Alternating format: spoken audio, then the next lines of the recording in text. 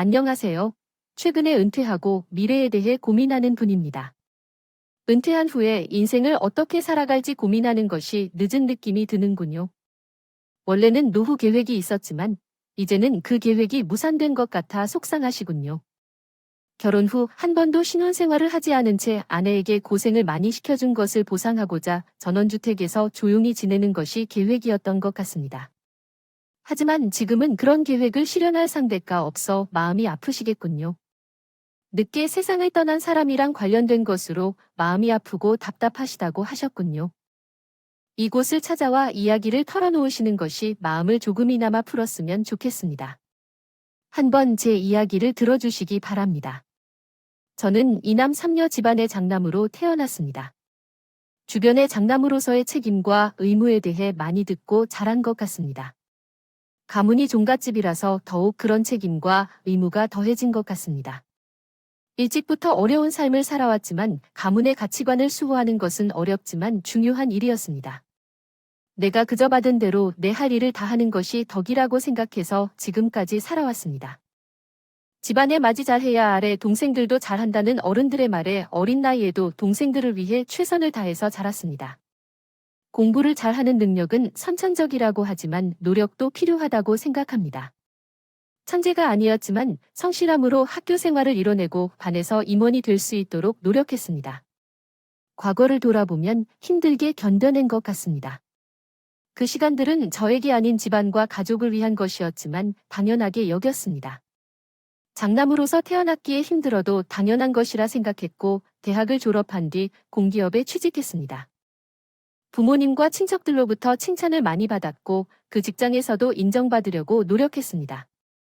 35년의 근속 기간을 마치고 최근에 정년 퇴직을 했습니다.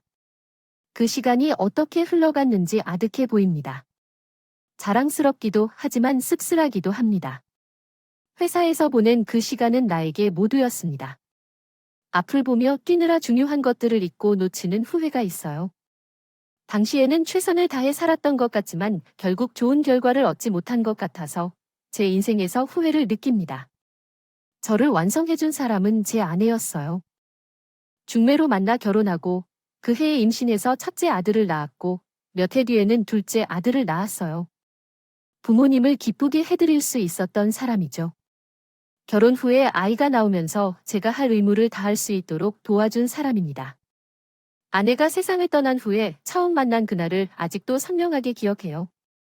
새로운 빵집에서 우리 아내를 처음 만났는데 20대라 애뛰는 얼굴을 하고 가느다란 몸매였어요. 집안에서 둘째 딸이었는데 첫인상이 너무 좋아서 곧 결혼을 하게 되었어요. 저는 집안의 장남이라 결혼하면 맏며느리가 될 것인데 정혜 씨가 제 아내가 되어줬으면 좋겠어요. 정말 느낌이 좋은 분 같아요. 그렇습니다. 그녀가 저의 아내가 되었으면 하는 마음이에요. 심상하게 들었어요. 그래서 결혼을 꼭 하고 싶어서 제 마음을 솔직하게 말했죠. 지금 그때를 회상해보면 참 멋없이 말한 것 같지만 아내는 제 이야기를 듣고 결혼을 하겠다고 결심해 주셨어요. 인연은 인연인가 봐요. 한 번 만나 결혼이 결정되었으니 말이에요. 집안 사이에 이미 말이 와 있어서 결혼식 준비가 빠르게 진행되었어요. 결혼이 결정된 후 너무 늦지 않게 약혼식을 올렸고 곧 결혼식을 올렸어요. 양쪽 모두 어색하게 턱시도와 웨딩드레스를 입고 무표정한 결혼 사진을 찍었는데 보면 웃음이 나와요. 그때 그 모습이 약간 신기루처럼 느껴질 때도 있어요. 결혼할 당시에도 결혼과 동시에 분가를 하는 친구들이 있었는데 저는 예외였어요. 장남이었고 부모님과 함께 살 걸로 생각했기 때문이죠. 신혼여행 다녀온 뒤 아내는 살림을 하느라 바빴어요. 아내는 살림과 함께 부모님과 함께 사는 새로운 삶에 적응하는데 정신이 없었어요. 그런 가운데 낮에 일하고 저녁을 먹고 있는데 밤에는 조는 아내의 모습이 일상이었죠. 결혼 후 바로 시작된 시집살이에 바쁜 아내의 모습이 안타까웠던 기억이 나네요. 제대로 누워서 자지 왜 그러고 있어네? 아, 깜빡 졸았나 봐요. 부모님 방에 들어가셨으니까 편하게 자. 누가 쫓아오는 것도 아닌데 그러고 있어네. 알겠어요. 혹시나 어머님이 찾으실까봐 뭐 필요한 거 있다고 하시면 내가 하면 되니까. 어서 자. 그런 말 말아요. 당신이 나가면 어머님한테 나 혼나요. 뭘 그런 걸 혼나? 당신은 몰라요. 나 먼저 잘게요. 어머님이 찾으시면 나 깨워요. 알겠어. 어서 자. 시부모님도 모시고 살면서 얼마나 어려운 자리였을까요? 하지만 아내는 힘든 내색 없이 꿋꿋하게 자기 할 일을 했어요. 하루 종일 쉴 틈 없이 가족들 챙기면서 저와 아이들도 건사하며 사라졌죠. 아내의 그런 행동들은 곧 동네 사람들 입에도 오르내리며 칭찬을 받았고, 그런 아내가 저는 자랑스러웠어요. 제 지인들 중에는 뜨겁게 연애해서 결혼하는 친구들도 있었어요. 부모님 반대에도 무릅쓰고 결혼을 강행하거나 혼전 임신을 해서 강제적으로 결혼 허락을 받아낸 지인도 있었죠. 그들을 보면 좀 신기하기도 했어요. 결혼이 연애처럼 잠깐 하고 말 것도 아니고 평생을 살아야 하는데 처음부터 삐그덕거리며 시작하면 앞으로의 삶이 행복할까 싶은 걱정, 아닌 걱정도 됐고요. 사는 게 만만치 않잖아요. 특히 고분쟁 같은 것은 오랫동안 문제가 되어 왔고, 그럼에도 불구하고 그 사람만 아니면 안 된다는 사람들은 부모님의 의견을 무시하고 결혼한 사람들은 나중에도 문제가 있었어요. 어쨌든 자식까지 나왔으니 살긴 살아야 하지만 마음이 편하지 않죠. 가정 불화로 괴로워하더라도 참고 사는 사람들을 보며 중재로 결혼한 저의 삶이 더 낫다는 생각이 1000번쯤 들었어요. 역시 내 선택이 옳은 선택이었다. 아내는 속이기를 잘 하지 않는 사람이었어요. 퇴근 후 집에 가면 분명 뭔가 있을 것 같은데 제게 말을 아끼고 있었죠. 나중에 들은 이야기에서는 어머님에게 좋지 않은 이야기를 들었을 텐데도 제게 말을 아꼈어요. 그런 아내의 모습을 보면서 그렇게 하면 안 된다는 생각이 들었지만 저도 하루하루 바쁘고 정신이 없어 어느샌가 익숙해져 버렸죠. 누구나 속아픔을 견뎌내는 것이라 생각하며 참아내는 것도 살아가는 방법이라고 여겨 익숙해져 버렸어요. 시간이 흘러 첫째는 군대에 입대하고 둘째는 대학에 진학하게 되었어요. 그 사이에 우리 어머님은 병으로 세상을 떠나셨고 아버지만 남겨두고 살게 되었고 결혼한 지 20년이 넘어가니 첫사랑의 날과는 다른 상황이었어요. 됐어.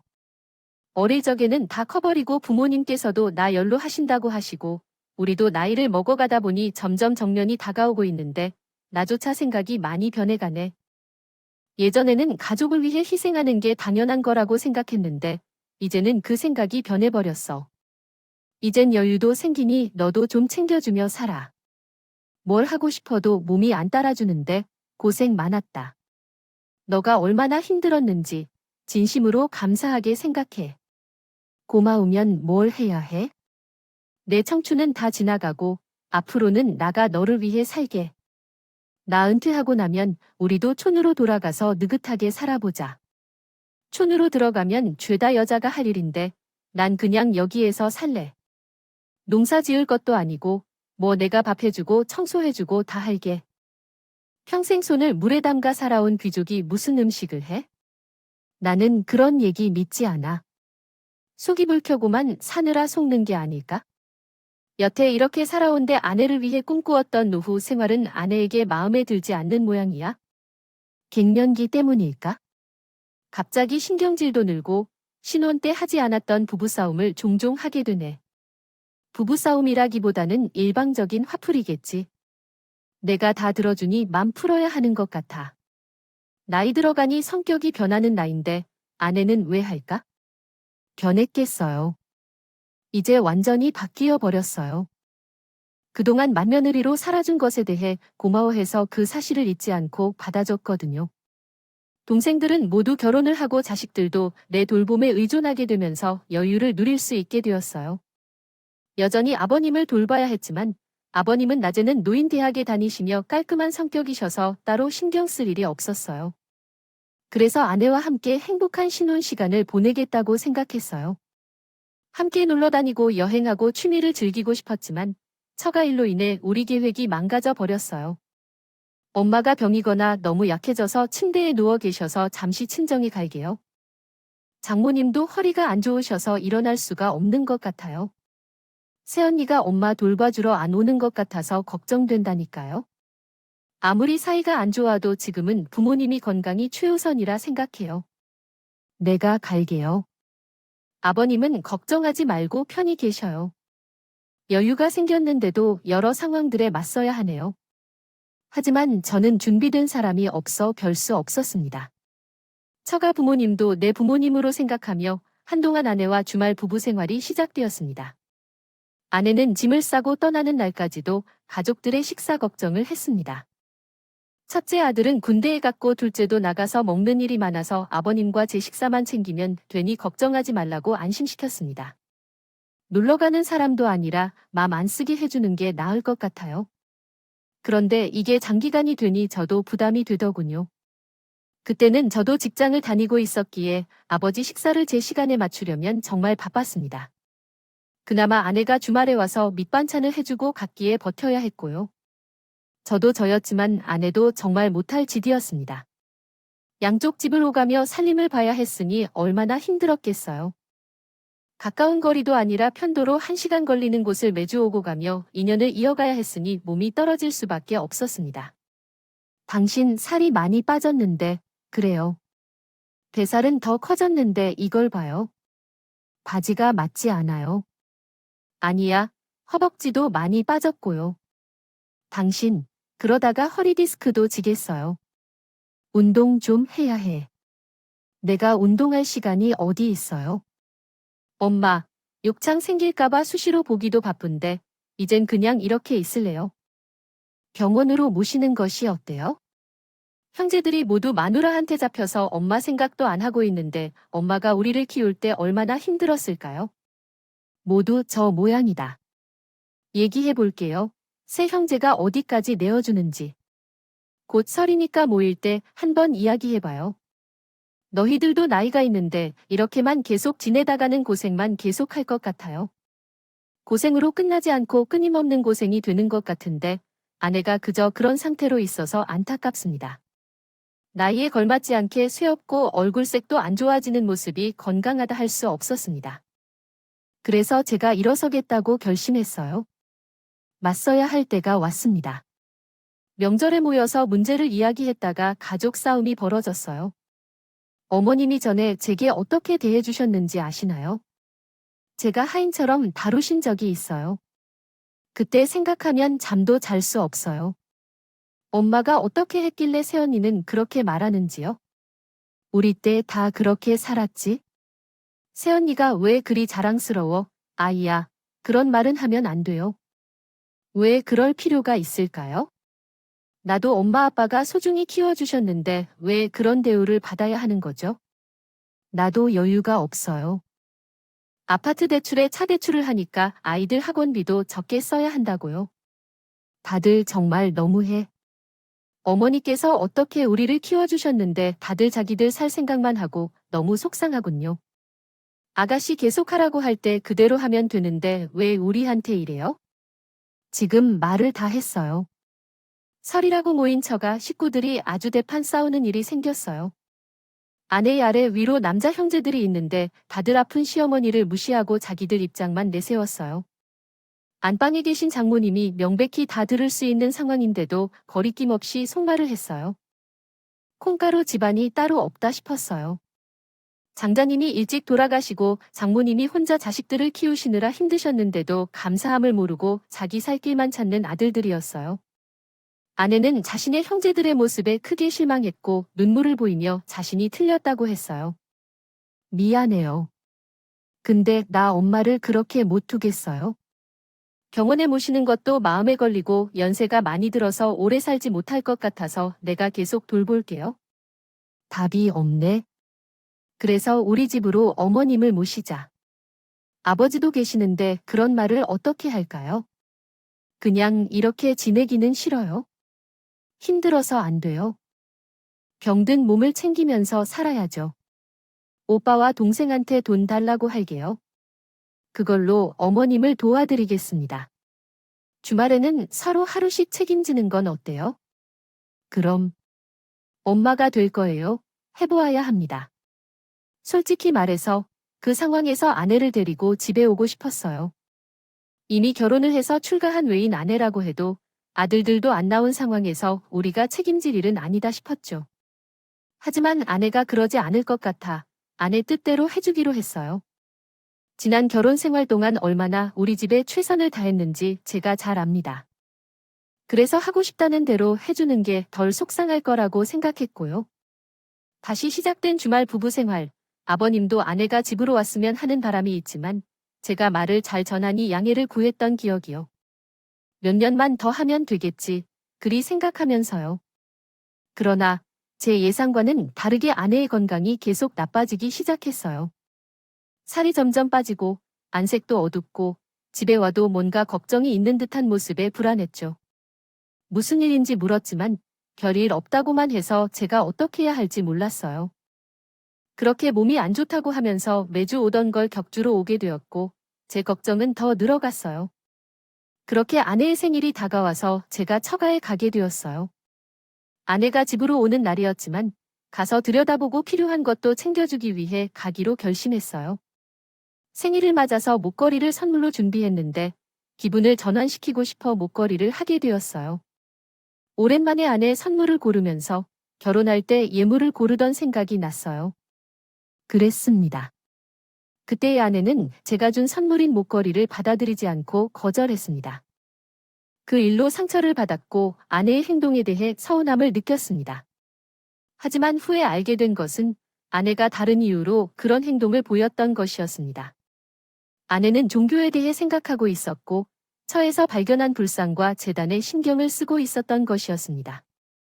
제가 골랐던 선물은 아내의 이런 생각과 관심을 완전히 이해하지 못한 것이었습니다. 서로에 대해 더 많이 이야기하고 이해하게 되어 그 후의 관계도 조금씩 바뀌어 갔습니다. 아내의 성격과 가치관을 더 이해할 수 있는 시간이었던 것 같습니다. 이 경험을 통해 서로 더 깊이 알아가게 되어서 더욱 소중한 관계가 된 것 같습니다. 그는 혼란스러웠고, 이게 뭔가요? 당신의 모습이 변했어요. 나는 이전까지 많은 고통을 견디며 살아왔는데, 그것은 신을 부정하며 살아온 결과였어요. 이번에 만난 귀인이 있었는데, 그분의 가르침을 듣고 깨달았어요. 그분의 덕분에 새롭게 태어난 것 같아요. 어머니, 뭔가 이상한데, 당신 사입이 정신집단의 사람을 만난 거 아니에요? 사입이라니, 말을 조심히 해주세요. 어떻게 화를 감당할 건가요? 그분들이 다 알고 계실 거예요. 여보, 정말 이상해 보여서 말했더니 부정하고 뭐라 하며 화를 내는 어머니의 모습이 너무 생소했어요. 이렇게 많이 고통받으면서도 어떤 것에 의지하고 싶어 했는데 갑자기 신이라고 하니까 정상적인 것을 믿기는 힘들더라고요. 다시 집으로 돌아가야 했기 때문에 옆에서 지켜볼 수 없었고 걱정되는 마음에 어머니에게 당부했어요. 세상엔 가짜가 너무 많아서 사이비 집단에서 발을 들이면 빼기 어려울 거라고 절대로 낯선 사람과 오래 대화하지 말라고 말했지만 차에 올라탈 때 어머니가 내게 부적 하나를 줬어요. 이걸 지갑에 넣고 다니라고 해서 알겠다는 듯 했죠. 안녕하세요. 혹시 이 이야기를 한국어로 번역해 드릴까요? 당신은 왜 이러는 거죠? 신은 어디에 있는데 이러세요? 입 조심하세요고 했잖아요. 계속해서 초칠 거예요. 제가 혼자 잘 살자고 일하는 것이 우리에게 좋은 일들을 가져다 준다고 말했잖아요. 지난주에 500만 원을 가져간 것, 누구에게 받은 거예요? 당신, 당연히 목사님들에게 받은 거예요. 그 돈을 어머니의 치료비로 사용하겠다고 했잖아요. 저는 그 돈이 아깝지 않으니 더 주고 우리 가족이 원만히 살 수 있게 해달라고 바랍니다. 여보, 그 돈은 모두 사기예요. 진실 아니에요. 조용히 하세요. 이런 말은 하지 않도록 하세요. 상황이 더 심각해지고 있어서 가만히 지켜볼 수 없어요. 회사에서 휴가를 신청해서 아내 곁에 있다가 기도하러 간다고 하면 가만히 따라갔지만 아내가 술술 잘 벗어나는 걸 여러 차례 못 봤어요. 정상적인 생활이 아니었어요. 기도하러 간다고 했는데 며칠 동안 사라지는 날도 있었고요. 며칠 후 나타나면서 온몸에서 술 냄새가 나면서 눈빛이 의문스러워 짐이 채워진 것만 봐도 마음이 덜컥 들었어요. 갑자기 변해버린 아내에게 왜 그러세요? 라고 물었어요. 당신이 믿는 신이 우리에게 뭐를 해줄 수 있는데 이러세요? 라고 물어보니 마음소리를 내걸었어요. 엄마 때문에 이래요. 그리고 당신도. 어린이들도 아버지도 힘들겠지만 내가 이렇게 해야만 우리 가족에게 닥칠 화를 피할 수 있다고 했어요. 당신도 아시다시피 우리 집에 도둑이 들어왔던 건 기도 덕분에 우리 가족이 피해를 입지 않았고 물건도 빼앗기지 않았습니다. 엄마의 상태도 점점 나아지고 있죠. 의사는 가망이 없다고 했지만 엄마는 지금 앉아 계시잖아요. 그것도 다 내 기도 덕분입니다. 여보, 아니 그런 게 아니에요. 내가 맞아요. 모든 게 맞아요. 그러니까 당신도 나와 함께 기도합시다. 응, 자신만의 확신으로 가득 찬 아내는 제 말을 듣지 않고 더욱 강한 신념으로 믿기 시작했습니다. 자기 덕분에 우리가 다 잘 될 거라고 말하며요. 그러나 우리는 열심히 기도해도 다음 해 장모님이 세상을 떠났습니다. 잠깐은 근처에 있었지만 빨리 사라졌고 새로운 삶을 시작했죠. 열심히 기도했지만 모든 것이 허사였다는 걸 깨달았습니다. 나는 더 강하게 정신을 차리라고 말했지요. 결국 이렇게 된 게 아니었느냐고. 당신이 믿는 신은 가짜라고요. 장모님이 떠나신 걸 목격한 아내는 어떤 새로운 생각에 빠져 있던 것 같았습니다. 한동안은 조용하게 있었고 처가에서 정리를 마치고 집으로 돌아왔습니다. 기도가 통하지 않고 모든 게 과거로 돌아가는 것 같아 안도를 느꼈던 거예요. 방황이 모두 끝난 것 같아서 이제 좋아지겠지 희망도 품었고요. 그런데 너무 성급하게 마음을 놨던 모양이었어요. 어느 날 아내가 가출을 해버린 겁니다. 일이 끝나고 집에 오는 길에 아내가 좋아하는 붕어빵 장수가 보였어요. 뜨끈하게 막 구운 붕어빵을 사서 집에 도착해 아내를 불렀는데 아버님만 계시는 겁니다. 아버지, 이 사람은요, 글쎄다. 집에 와보니 아무도 없어네. 전화해 보셨어요? 전화기가 꺼져 있던데 너는 뭐 들은 거 없냐? 아니요. 제가 다시 전화 걸어 볼게요. 이게 무슨 일인가 싶어 전화를 걸었어요. 하지만 꺼져 있는지 음성 사서함으로 바로 넘어가는 전화였죠. 이상한 생각에 평소 가깝게 지내는 이웃에게도 연락을 해봤지만 다들 모른다는 말뿐이었어요. 왜 전화가 안 되는지 무슨 일이 생겼나 싶어 걱정이 됐습니다. 옷이라도 먼저 갈아입어야겠다 싶어 안방에 들어갔는데 그 순간 단순한 외출이 아니라는 생각이 들었어요. 화장대 위에 있던 아내의 화장품들이 없었고 옷장 안에도 옷이 비어 있었어요. 이상해서 서류를 두는 서랍을 열었더니 통장이 없어졌더군요. 3천만 원이 들어있는 적금 통장이었는데 도장도 같이 사라진 뒤였어요. 아무리 봐도 작정하고 집을 나간 것 같았습니다. 갑작스러운 상황에 저는 당황했어요. 이 사람이 집을 나간 것이 분명히 지자 백방으로 사람을 찾기 시작했고 경찰에도 도움을 요청했지만 가출은 실종 신고가 안 된다는 답변만 오고 속 가망이 없었죠. 아내가 사라지면서 우리 집은 발칵 뒤집혀 버렸어요. 전화기가 꺼져 있어서 위치를 찾을 수도 없었고 잠적하기 전에 보험 해지도 해서 돈을 다 챙긴 상태였어요. 왠지 그 보살에게 찾아간 것 같은 생각이 강하게 들었지만 그 사람이 어디에 사는지도 모르니 찾아갈 수도 없어 답답하기만 했습니다. 매일 쉬면서 아내를 찾아다녔어요. 시간이 날 때마다 찾으러 다녔지만 어떻게도 찾을 수 없었어요. 땅 밑으로 꺼졌는지 하늘로 떠났는지 도통 찾을 수 없었습니다. 그럼에도 불구하고 저는 포기하지 않았어요. 다른 사람들은 다 포기해도 저는 제 아내를 포기할 수가 없었어요. 기약 없이 없어진 아내를 기다리며 보낸 10년 동안 아버지도 돌아가시고 맏아들은 군대를 제대하고 결혼하기로 해서 새로운 인연을 찾아왔고 둘째 아들은 특히 어머니를 많이 그리워했던 지금은 낯선 사람처럼 변해버렸어요. 항상 우울한 표정으로 다른 사람들과 어울리지 못하고 방에만 처박혀 있는 모습이 자주 보였습니다. 부모가 되어서 걱정이 많아서 대화를 해보려고 했지만 아들은 제게도 대화를 거부했어요. 엄마가 갑자기 사라진 것이 아이들에게 큰 상처가 되었죠. 올해는 결혼식을 하자고 해도 돼요? 아버지, 엄마 아직도 소식이 없잖아요. 엄마를 찾아다닌 시간이 이미 10년이나 되었어요. 아직도 나타날 생각이 없으니 언제 찾을지 모르겠다. 너희도 결혼을 미룰 수 없으니 올해는 결혼식을 하자고요. 알겠어요. 그래. 그동안 기다려줘서 고마워. 아닙니다. 아버지. 당연한 거예요. 안 돼요. 아버지, 엄마도 없는데. 무슨 결혼식이죠? 그럼요. 형이 계속 기다려야겠냐? 지금도 충분히 기다렸어. 싫어요. 나중에 엄마가 오면 얼마나 서운할까요? 그게 더 중요해. 아버지는 정말 너무하세요. 집안 첫 결혼식이었어요. 우리 집 장남 결혼식 때 아내와 함께 혼주석에 앉고 싶었는데 살았는지 죽었는지 알 수도 없어서 기다릴 수 없었어요. 더는 믿을 수 없어서 결혼식을 하자고 했는데 둘째 아들이 화를 냈어요. 엄마 없이 결혼식을 하는 건 용납 못한다고 말이에요. 지형이 계속 기다렸다는 걸 알지만 마음은 그런 게 아니었어요. 그 마음 저도 모르는 게 아닌데 어떻게 해야 할까요? 아이들은 계속해서 살아가야 하지 않나요? 아내 없이 상견례를 하고 결혼식 준비를 어머니가 계셨다면 이런저런 것들을 잘 챙겨주셨을 텐데 혼자 큰 행사를 준비하려고 애를 쓰는 게 걱정되었습니다. 걱정스러운 마음에 물어보니 장남은 당당하게 대답하면서 저를 걱정하지 말라고 했어요.